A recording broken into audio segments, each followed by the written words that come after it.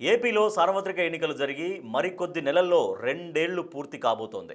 అంటే మరో మూడేళ్లు కూటమి ప్రభుత్వమే అధికారంలో కొనసాగబోతోంది. అయితే ఇప్పటి నుంచే వైసీపీ పూర్వవైభవం కోసం పావులు కదుపుతోంది. 2019 చరిత్రను తిరగరాసేందుకు ఇప్పటి నుంచే వడివడిగా ముందుకు అడుగులు వేస్తోంది.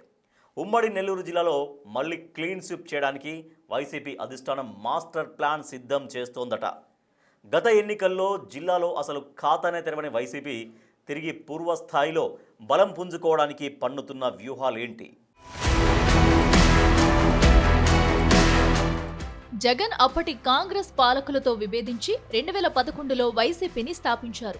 2014 ఎన్నికల నాటికి వలసలతో పార్టీని బలోపేతం చేసుకుని పార్టీని ప్రధాన ప్రతిపక్షంగా మార్చగలిగారు. 2014లో జరిగిన సార్వత్రిక ఎన్నికల్లో వైసీపీ 44.6% ఓటు బ్యాంకుతో 67 స్థానాలను కైవసం చేసుకుని ప్రధాన ప్రతిపక్షంగా నిలిచింది. అప్పట్లో తెలుగుదేశం పార్టీ 44.9% ఓటర్లతో 107 స్థానాలను సాధించి అధికారాన్ని చేపట్టింది. తర్వాత జగన్ పాదయాత్ర ప్రభావము, ఆ పాదయాత్రలో ఇచ్చిన హామీల ఎఫెక్టో వైసీపీ 2019లో జరిగిన సార్వత్రిక ఎన్నికల్లో 50.6% ఓట్లతో 151 స్థానాలను కైవసం చేసుకుని రికార్డు సాధించింది.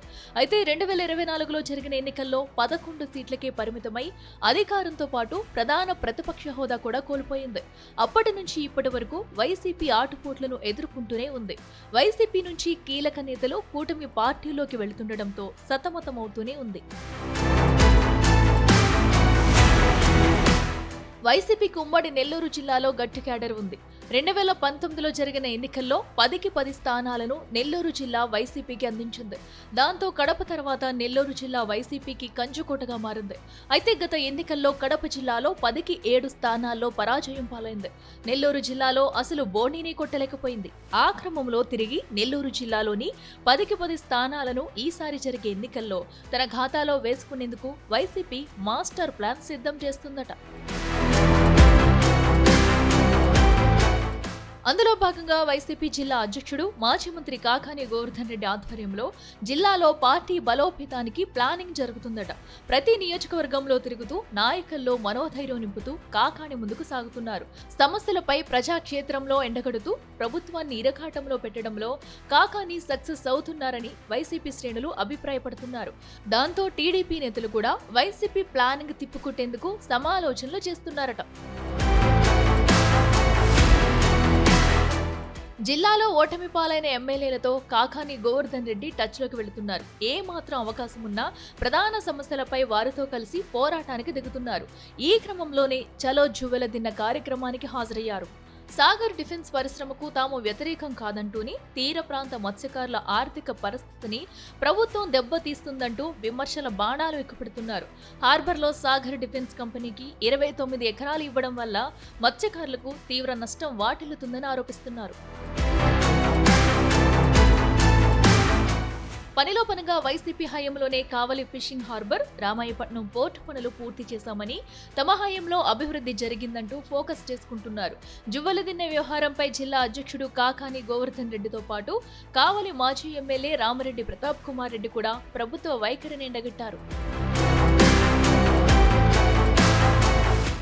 ఈరోజు దౌర్భాగ్యం ఏమిటంటే మత్స్యకారుల పట్ల జగన్మోహన్ రెడ్డి గారు ప్రేమాభిమానాలు కురిపిస్తే ఈరోజు చంద్రబాబు నాయుడు కొడుకు ఎందుకు వాళ్ళ మీద కక్ష సాధింపులకు పాల్పడుతున్నట్టుగా అనిపిస్తుంది.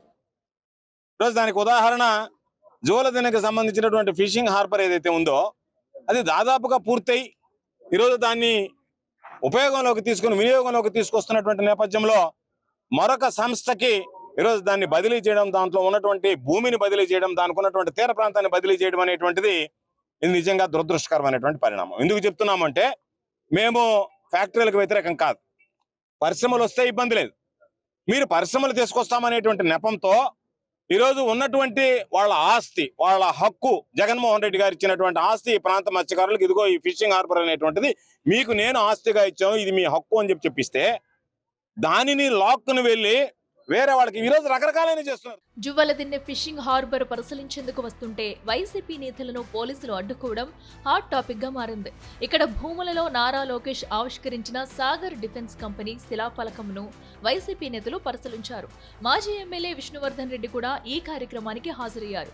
అయితే పోలీసులు వారిని అడ్డుకునే ప్రయత్నం చేయడంతో వైసీపీకి మంచి మైలేజ్ వచ్చిందని ఆ పార్టీ వర్గాలు అంటున్నాయి.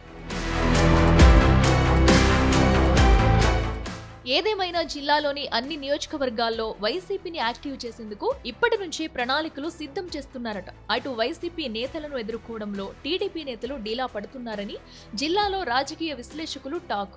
మరి వైసీపీ వేస్తున్న ప్రణాళికలు టీడీపీ సమర్థంగా తిప్పికొడుతుందా? వైసీపీ జిల్లాలో పెట్టుకున్న టార్గెట్ రీచ్ అవుతుందా అనేది చూడాలి.